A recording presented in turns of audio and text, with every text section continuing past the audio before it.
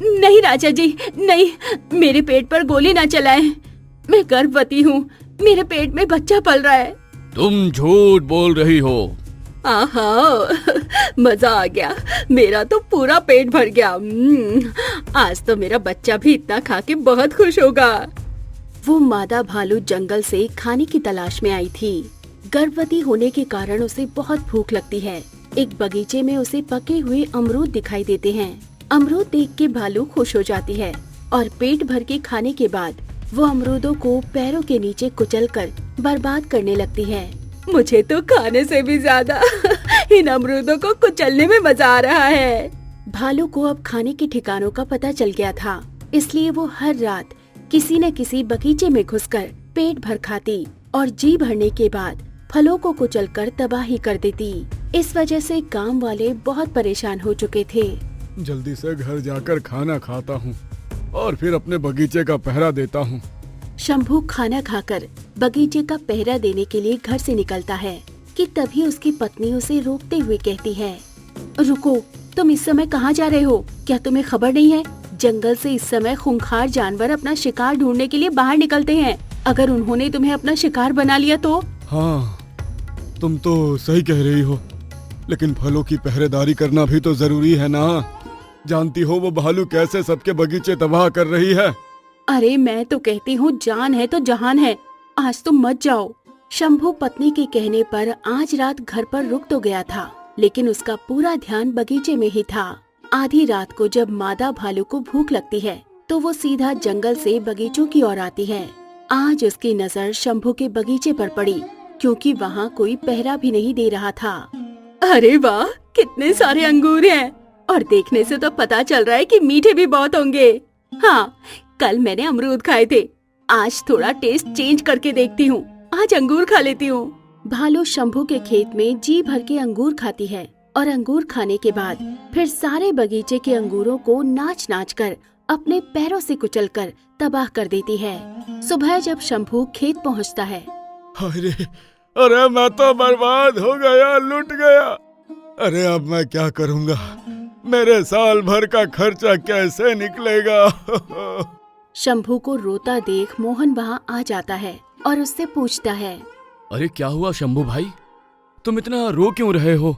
लो भाई, ये भी कोई पूछने वाली बात है? क्या तुम देख नहीं रहे, उस दुष्ट भालू ने कल रात मेरी बगिया के अंगूरों को तबाह कर दिया है। अरे रो मत शंभू भाई, अब तो जो हो गया सो हो गया, लेकिन अब मुझे चिंता अपने बगीचे की है, क्योंकि तुम्हारे बगीचे के साथ ही मेरा तरबूज का खेत है। अगर उस दुष्ट भालू की नजर मेरे खेत पर पड़ गई तो मेरा क्या होगा? मोहन को अब अपने तरबूज के बगीचे की चिंता हो रही थी, इसलिए उसने पूरी रात जागकर पहरा देने का प्रण किया। जैसे ही रात हुई, मोहन देखता है कि जंगल से एक बड़े पेट वाली गर्भवती मादा भालू उसके खेत की ओर बढ़ रही है। मोहन ने डंडा उठाया। अरे बाबा, ये तो कितनी हट्टी कट्टी भालू है और मेरे ही खेत की ओर बढ़ रही है। अगर मैं इसे भगाया भी तो ये अपने नुकीले पंजों से मुझे एक मारकर मेरी सारी की सारी हड्डियां तोड़ देगी। क्या करूं?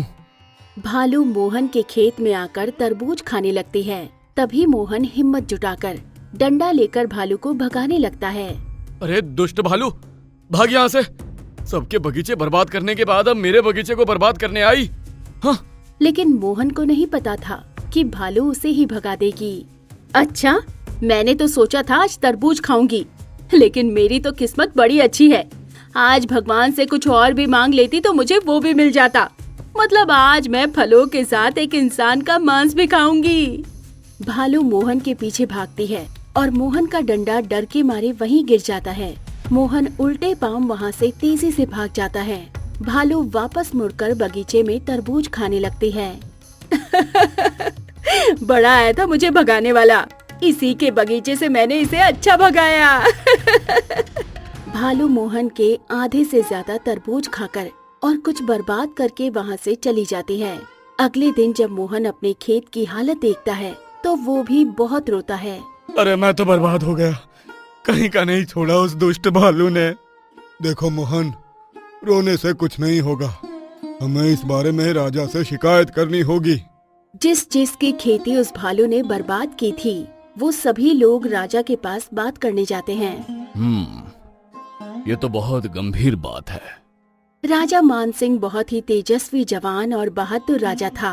राजा ने भालू को पकड़ने के लिए अपने सिपाहियों को नहीं भेजा, बल्कि खुद ही भालू को पकड़ने का प्रण लिया और कहा कि खुद ही अपनी प्रजा की इस परेशानी का हल करेगा।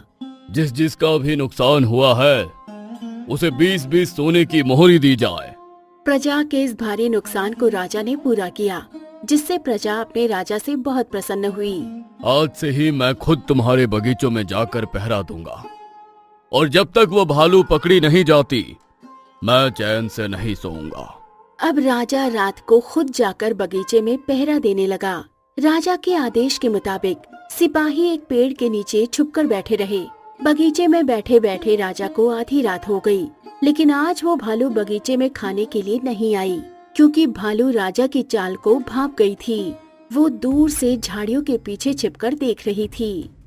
अगर मुझे खाना नहीं मिला तो मेरा बच्चा भूखा रह जाएगा, और यहाँ तो ये राजा आज खुद पहरा दे रहा है। मैंने तो सुना है कि ये राजा बहुत ही बलवान और बहादुर है, कहीं ये मुझे पकड़ के मार ना दे। देखते ही देखते सुबह हो गई, लेकिन भालू नहीं आई। राजा जी, ये क्या? आज तो भालू बगीचे की ओर खाने के लिए आए ही नहीं। अगर ऐसा ही चलता रहा तो हम उसे कैसे पकड़ेंगे? चिंता ना करो तुम सब। वो भालू अगर कल रात नहीं आई तो आज की रात देखते हैं। क्या पता आज की रात वो खाने के लिए आए तो हम उसे पकड़ लेंगे। राजा मानसिंह अगले दिन रात को फिर से बगीचे में आकर बैठ जाता है। भालू फिर से झाड़ियों के पीछे से देखती है। ये क्या? राजा तो आज भी पहरा दे रहा है। मैं 2 दिन से भूखी हूँ। अगर ऐसे ही चलता रहा तो मेरे पेट में पलने वाला बच्चा तो भूख से ही मर जाएगा। पहरा देते देते राजा को फिर से सुबह हो जाती है, लेकिन भालू आज भी बगीचे में खाने नहीं आती। अब राजा समझ गया था कि जरूर भालू राजा की चाल को समझ गई है। तब राजा जानबूझकर अपनी प्रजा और सिपाहियों से कहता है, मुझे नहीं लगता कि यहाँ कोई भालू है। तुम सब लोग झूठ बोलते हो। 2 दिन से मैं इन बगीचों का रात भर जाग के पहरा दे रहा हूँ। अगर कोई भालू होती तो वो मुझे दिख जाती। क्षमा करिए महाराज, लेकिन हम झूठ क्यों बोलेंगे? हम सच कह रहे हैं। हमने खुद अपनी आंखों से भालू देखी है। मैं वो सब नहीं जानता। तुम्हारे बगीचे हैं, तुम खुद संभालो। भालू झाड़ियों के पीछे से सब बातें सुन रही थी और सुनकर बहुत खुश हो जाती है। अब राजा अपने महल में वापस आ गया और प्रजा भी दुखी होकर अपने अपने घर वापस आ गई थी। शुक्र है अब ये राजा इन बगीचों में पहरा नहीं देगा। अगर ये एक रात और पहरा देता तो मैं और मेरा बच्चा हम दोनों भूखे मर जाते। आज मैं जी भर के खाना खाऊंगी। जैसे ही रात होती है, भालू अपना बड़ा सा पेट लेकर बगीचे की ओर बढ़ती है और एक बगीचे में जाकर मीठी मीठी बेरियां खाने लगती है। लेकिन उसे नहीं पता था कि ये राजा की चाल है। वो बेरियां खा ही रही थी कि तभी राजा ने भालू पर जाल फेंका, लेकिन वो जाल में आधी ही फंस पाई। उसने अपने आप को जाल में से छुड़ा लिया और राजा पर हमला कर दिया। दुष्ट राजा, तूने मुझे धोखे से फंसाया। अब देख, मैं तुझे जिंदा नहीं छोड़ूंगी। भालू गुस्से में गरज कर राजा पर टूट पड़ती है और अपने नुकीले नाखूनों और हाथों से राजा पर वार करने लगती है।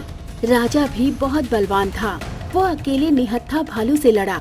भालू ने राजा को बुरी तरह से घायल कर दिया, लेकिन फिर भी राजा ने हार नहीं मानी और तभी राजा के एक सिपाही ने राजा के पास बंदूक फेंकी। राजा ने बंदूक उठाकर भालू के पेट पर तान दी। बंदूक देखकर भालू राजा के आगे गिड़गिड़ाने लगी। नहीं राजा जी, नहीं, मेरे पेट पर गोली ना चलाएं। मैं गर्भवती हूँ, मेरे पेट में बच्चा पल रहा है। तुम झूठ बोल रही हो। हर रोज मेरी प्रजा के बगीचों में घुसकर फल खाती हो और जब जी भर जाता है तो बगीचों को कुचल कर उनकी मेहनत को तबाह कर देती हो, और अब जान बचाने के लिए गर्भवती होने का नाटक कर रही हो। नहीं राजा जी, मैं झूठ नहीं बोल रही हूँ। मैं सच में गर्भवती हूँ। पेट में जब मेरे बच्चे को भूख लगती है तो मुझे भी भूख लगने लगती है। मुझे महसूस होने लगता है कि मेरा बच्चा भूखा है, इसलिए मैं जंगल से बगीचों की ओर आकर खाना खाती हूँ। राजा जी, अगर मैं कुछ खाती नहीं तो मैं और मेरा बच्चा मर जाते। अगर ऐसी बात है तो खाने के बाद तुम चुपचाप जंगल वापस भी तो लौट सकती थी ना। तुमने बगीचों को बर्बाद क्यों किया? वो मेरी भूल थी। उस चीज के लिए मैं क्षमा चाहती हूँ। मुझे जाने दीजिए राजा जी। आज के बाद मैं मुड़कर यहाँ वापस कभी नहीं आऊंगी। मैं वादा करती हूँ। मादा भालू की गर्भावस्था देखकर राजा का दिल पिघल जाता है। राजा को भालू पर तरस आ जाता है, इसलिए राजा ये फैसला लेता है। मैं तुम्हें छोड़ दूंगा और तुम चुपचाप जंगल चली जाना, और आज के बाद जंगल से कभी बाहर मत निकलना, क्योंकि तुम्हारी वजह से मेरी प्रजा का बहुत नुकसान हुआ है और उन्हें तुमसे बहुत डर भी लगता है। जंगल के बाहर मैं अपने सिपाहियों से कहकर तुम्हारे लिए हर रोज खाने के लिए कुछ फल रखवाऊंगा, जिससे तुम और तुम्हारा बच्चा कभी भूखे नहीं रहेंगे। राजा का फैसला सुनकर पहले तो राजा की प्रजा और सिपाही हैरान रह गए, लेकिन फिर सबने दयालु राजा का इसमें साथ दिया और भालू भी राजा के इस फैसले से बहुत खुश हुई। आप जैसे दयालु राजा का धन्यवाद। राजा ने भालू को वापस जंगल जाने दिया और वहीं दूसरी तरफ महल में राजा की रानी ने राजा की जीत की खुशी में ढोल नगाड़ों से राजा का स्वागत किया। साथ ही ऐसे बहादुर राजा की रानी ने आरती उतारी और महल में खूब जश्न मनाया गया। वहीं राजा अब अपने सिपाहियों को कहकर हर रोज जंगल के बाहर भालू के लिए टोकरी भर के कुछ फल रखवाता है, जिसे खाकर मादा भालू बहुत खुश होती है और राजा को ढेर सारी दुआएं देती है। ये राजा तो सच में बड़ा दयालु है, वरना कौन सोचता है हम जैसे जानवरों के बारे में। ऐसे महान और दयालु राजा को भगवान लंबी उम्र दे। इस तरह से अब भालू भी बहुत खुश थी और राजा की प्रजा को भी इस बात की संतुष्टि थी कि उन्होंने एक अच्छे और सही राजा का चयन किया। दोस्तों, इस कहानी से हमें यही सीख मिलती है कि ताकत से नहीं बल्कि दया और समझदारी से ही असली जीत हासिल होती है, और इंसान हो या जानवर, सबकी भूख और दर्द को समझना राजा का सबसे बड़ा कर्तव्य और धर्म है। तो दोस्तों, अगर आपको ये कहानी पसंद आई हो तो प्लीज हमारे चैनल को लाइक, शेयर और सब्सक्राइब करें। अब तो इस कुएं में भी पानी सूख गया। यहाँ रहना और गुजारा करना अब मुश्किल है। मोहिनी, अब हमें ये गांव छोड़ना ही पड़ेगा। हम इंसान तो दूर से थोड़ा पानी और राशन लाकर अपना यहाँ रह के गुजारा कर लेंगे, लेकिन जो रोज एक एक करके जानवर भूखे प्यासे मर रहे हैं, वो अब मुझसे देखा नहीं जा रहा। अगर हम कुछ दिन और यहाँ रुके तो हमारी पार्वती गाय भी भूख प्यास से मर जाएगी। आप सही कहते हैं जी। हम आज ही यहाँ से अपनी पार्वती को लेकर किसी दूसरे गांव चले जाते हैं। शाम मोहिनी और अपनी गाय पार्वती को साथ लेकर गांव छोड़कर एक ऐसी जगह की तलाश में घर से निकल पड़ा जहाँ पर हरियाली और पानी हो, क्योंकि बहुत समय से उसके गांव में अकाल पड़ा था। बारिश ना होने के कारण जमीन बंजर पड़ गई थी। अनाज का एक दाना नहीं था। जानवर घास और पानी के बिना मर रहे थे और अब तो कुएं भी सूख गए थे। फिर चलते चलते वो लोग एक ऐसी जगह पहुँचे जहाँ उन्हें हरियाली दिखी। मोहिनी, मुझे लगता है हमें इस गांव में प्रस्थान कर लेना चाहिए। देखो कितना हरा भरा गांव है, और यहाँ पर तो ना चारों की कमी होगी और ना ही पानी की। उस गांव में उनकी किसी के साथ पहचान नहीं थी। थके हारे वो गांव के चौराहे में पेड़ के नीचे बैठ जाते हैं। बहुत समय गुजरने के बाद वहाँ से एक गांव का बूढ़ा बुजुर्ग गुजरता है। ये लो भाई, तुम्हारे लिए थोड़ा खाना और पानी लाया हूँ, खा लो। बहुत समय से मैं देख रहा हूँ तुम लोग यहाँ भूखे प्यासे बैठे हो। कौन हो तुम और किस देश से आए हो? श्याम और मोहिनी बहुत भूखे थे। पहले तो बुजुर्ग द्वारा दिए गए पानी और भोजन को ग्रहण करते हैं, फिर बुजुर्ग की बात का जवाब देते हैं। बाबा, हम दूर के गांव से आए हैं। हमने वो गांव छोड़ दिया है क्योंकि उस गांव में अकाल पड़ा है। पानी की एक बूंद तक नहीं है। अगर हम 1-2 दिन और वहाँ रुकते तो हमारी गाय मर जाती। लगता है तुम बहुत भले हो जो एक जानवर के लिए अपना घर बार सब कुछ छोड़ के आए हो। अच्छे लोगों के साथ हमेशा ही अच्छा होता है। अगर तुम्हें काम चाहिए और रहने के लिए जगह चाहिए तो इसी गांव में बहुत बड़े और भले जमींदार रहते हैं। वो सबकी मदद करते हैं।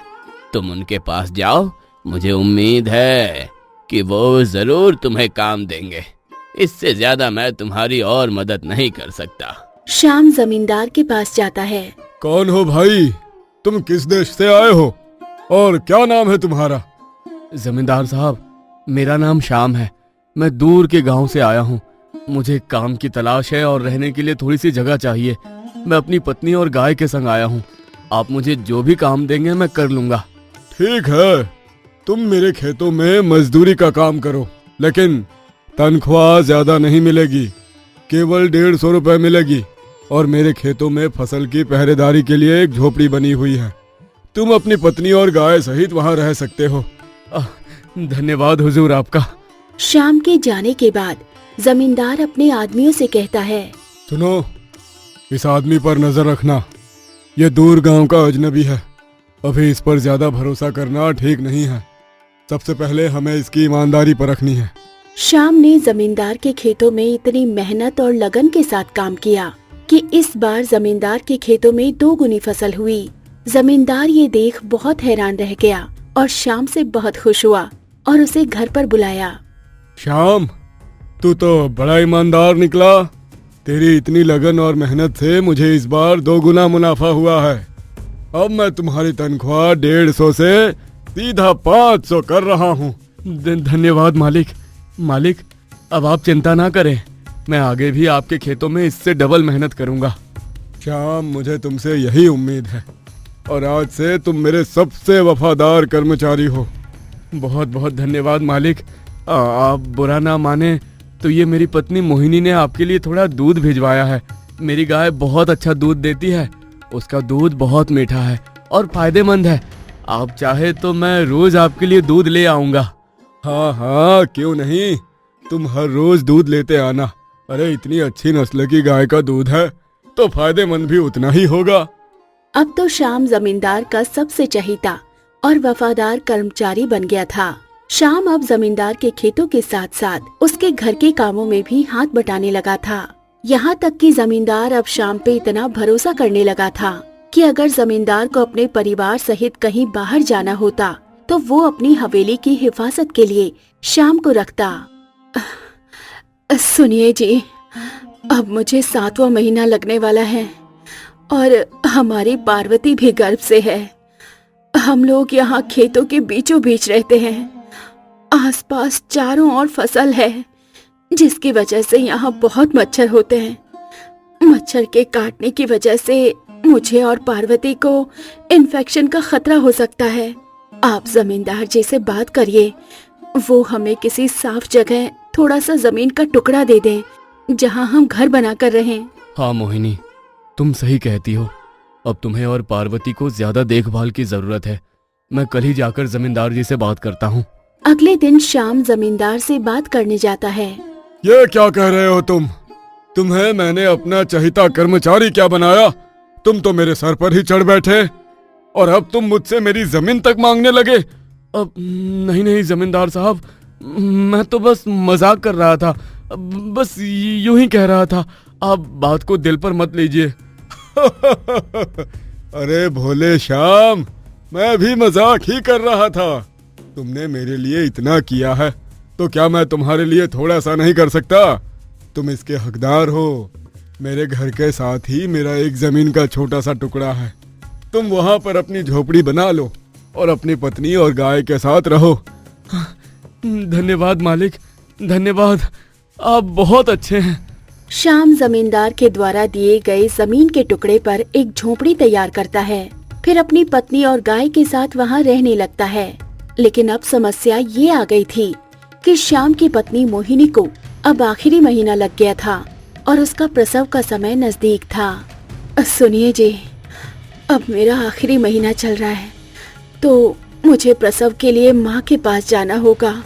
ये हमारा पहला बच्चा है, मुझे भी इतनी जानकारी नहीं है और यहाँ मेरी देखरेख करने वाला भी कोई नहीं है।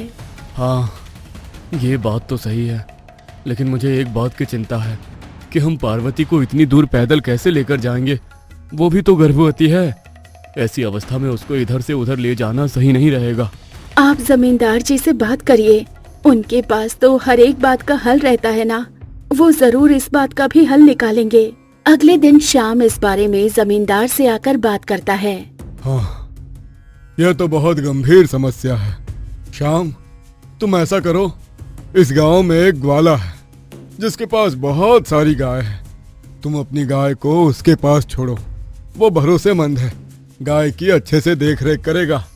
हाँ, आप सही कह रहे हैं मालिक। श्याम अपनी गाय को लेकर उस ग्वाले के पास जाता है और गाय की देखभाल करने के बदले उसे 200 रुपए भी देता है। अरे तुम चिंता ना करना, मैं तुम्हारी गाय का अच्छा सा ध्यान रखूंगा। हाँ, मुझे आपसे यही उम्मीद है। मैं अपनी गाय पार्वती से बहुत प्रेम करता हूँ। आप भरोसेमंद है, इसलिए उसे आपके पास छोड़ के जा रहा हूँ। मैं बस थोड़े दिन में लौट आऊंगा। जब श्याम वहाँ से चला जाता है तो वो ग्वाला बहुत खुश हो जाता है। अरे बेवकूफ इंसान, इसमें इतनी समझ नहीं कि जब किसी के पास अपनी चीज रखते हैं तो जरूर किसी कागज पर अंगूठा या साइन लेते हैं। इस बेवकूफ को क्या लगता है कि जब ये वापस लौटेगा तो मैं इसे इतनी अच्छी नस्ल की गाय वापस दूंगा? अरे कभी नहीं। और गाय के साथ मुझे 200 रुपए भी मिल गए, डबल मुनाफा। थोड़े दिनों के बाद जब श्याम अपनी पत्नी मोहिनी और अपने बच्चे के साथ गांव से लौटता है तो जमींदार उसके बच्चे को ढेर सारा आशीर्वाद और नेक देते हैं। श्याम, तुम अपने परिवार सहित बस ऐसे ही खुश रहो। अब तुम अपने काम पर लग जाओ। बहुत दिन हो गए खेतों में किसी ने अच्छे से देख रेख नहीं की। हाँ जमींदार साहब, मैं कल से ही अपने काम पर लग जाऊंगा, पर आज सबसे पहले जाकर अपनी गाय को लेकर आऊंगा। श्याम जब अपनी गाय वापस लेने जाता है तो ग्वाला श्याम को पहचानने से इनकार कर देता है। अरे कौन हो भाई, और तुम किस गाय की बात कर रहे हो? अरे मेरे पास तो तुम्हारी कोई गाय नहीं है। ये आप क्या कह रहे हैं? कुछ दिन पहले मैं आपके पास अपनी गाय छोड़कर गया था और साथ में गाय की देखरेख करने के बदले 200 रुपए भी दिए थे, और अब आप मुझे यही गाय देने से इनकार कर रहे हैं? ऐसा कैसे हो सकता है? अरे तुम्हारे पास कोई सबूत है, कोई कागजात है जिस पर लिखा हो कि तुम अपनी गाय मेरे पास छोड़कर गए थे? मेरे पास तो कोई सबूत नहीं है, लेकिन मैं अपनी गाय को लाखों गायों के बीच में से भी पहचान सकता हूँ, क्योंकि मेरी गाय एक अच्छी नस्ल की गाय है। और यही नहीं, वो भी मुझे देखते ही पहचान जाती है। आप एक बार गौशाला चलिए, अभी दूध का दूध और पानी का पानी होगा। अरे निकल यहाँ से, नहीं तो अपने आदमियों से कह के तेरी टांगे तोड़वाऊंगा। आ जाते हैं कहाँ कहाँ से। श्याम बिना गाय के घर आ जाता है और घर आकर गाय के लिए बहुत रोता है। मोहिनी, हमारे साथ ही ऐसा क्यों होता है? तुम तो जानती ही हो ना, मैं अपनी पार्वती से कितना प्रेम करता हूँ। भरोसा करके मैंने अपनी गाय को उसके पास रखा था, लेकिन अब वो दुष्ट गाय देने से इनकार कर रहा है। समझ नहीं आ रहा मैं अपनी गाय को उस दुष्ट से कैसे वापस लाऊं। आप चिंता न करें जी, भगवान हम गरीबों के साथ कभी गलत नहीं होने देंगे। तभी जमींदार भी वहाँ पर आ जाता है और श्याम को रोता हुआ देखकर परेशान हो जाता है। श्याम, तुम और तुम्हारी पत्नी रो क्यों रहे हो? और 2 दिन से तुम काम पर भी नहीं आए। कोई बात है तो मुझे बताओ। जमींदार साहब, मैं तो लुट गया, बर्बाद हो गया। उस दुष्ट ग्वाले ने मेरी गाय देने से इनकार कर दिया। वो कहता है कि मेरे पास कोई सबूत नहीं है कि गाय उसके पास है। ऐसे कैसे गाय देने से इनकार कर सकता है? उसे तो अब मैं ही ठीक करूंगा। अगले दिन जमींदार खुद उस ग्वाले के पास जाता है। अरे जमींदार साहब, आप यहाँ? अरे आज आप मुझ गरीब के घर कैसे पधारे? आइए बैठिए। अरे भाई देखो, जमींदार साहब आए हैं, उनके लिए चाय नाश्ते का इंतजाम करो। नहीं, चाय नाश्ते की कोई जरूरत नहीं है। मैं तुमसे कुछ बात करने आया हूँ। अरे हाँ हाँ, अब बताइए ना। देखो भाई, मेरे पास 20 गाय है। गाय तो मैंने खरीद ली थी, लेकिन अब वो मुझसे संभाली नहीं जा रही है। और तुम तो जानते ही हो कि मेरे पास अपनी इतनी खेती है कि मैं गायों के पालन में अच्छे से समय नहीं दे पा रहा हूँ। इसलिए मैं तुम्हारे पास आया हूँ, क्योंकि तुम तो एक ग्वाले हो और तुम्हारे पास इतनी सारी गाय है। तुम्हें गाय पालन का अच्छा अनुभव है। मैं चाहता हूँ कि सारी गाय तुम रख लो। अरे अरे, ये तो बहुत अच्छी बात है जमींदार साहब, आपने बिल्कुल सही पहचाना। मैं गायों की अच्छे से देखरेख करता हूँ, मुझे इस चीज का बहुत अनुभव है। आप सारी गाय मुझे दे दीजिए। हाँ हाँ, ये गाय मैं अपने आदमियों से कहकर कल ही तुम्हारे पास भिजवा दूंगा। अरे वाह, मेरी तो चांदी चांदी है। आज तो मैं भगवान से और भी कुछ मांगता तो शायद मुझे वो भी मिल जाता। तभी उसी समय वहाँ पर श्याम आ जाता है और ग्वाले से अपनी गाय मांगने लगता है। कृपया करके मुझे मेरी गाय वापस दे दीजिए। मुझ गरीब पे तरस खाइए। मैं अपनी गाय से बहुत प्यार करता हूँ। ये किस गाय की बात कर रहा है? क्या तुम्हारे पास इसकी कोई गाय है? ग्वाला जमींदार के सामने शर्मिंदा हो जाता है और सोचने लगता है। अरे ये इस समय कहाँ से आ गया?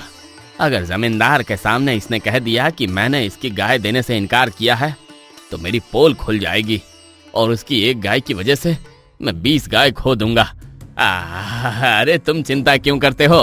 तुम अपनी गाय को ले जाओ और साथ में अपने 200 रुपए भी ले जाओ। अरे जमींदार साहब, ये अपनी गाय कुछ दिनों के लिए मेरे पास रख कर गया था और साथ में गाय की देखरेख के लिए 200 रुपए भी दे के गया था। भला इस गरीब से पैसे कौन लेगा? मैं इसकी गाय अभी लौटा देता हूँ। हाँ, तुम भले इंसान हो, तभी तो मैं तुम्हें अपनी गाय दे रहा हूँ। हाँ जमींदार साहब, बिल्कुल। आप मुझे कितने अच्छे से पहचानते हैं। ग्वाला उसी समय शाम को उसकी गाय और साथ में उसके 200 रुपए लौटा देता है। एक गाय गई तो उसके बदले मुझे अच्छी नस्ल की 20 गाय मिल रही है।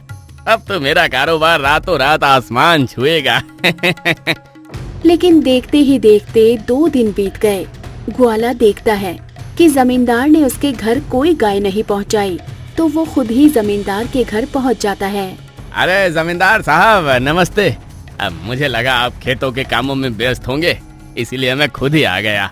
आपने मुझसे वादा किया था कि आप अपने आदमियों से कहकर मेरे घर 20 गाय भिजवा देंगे, लेकिन आज पूरे 2 दिन बीत गए, आपकी कोई गाय नहीं आई।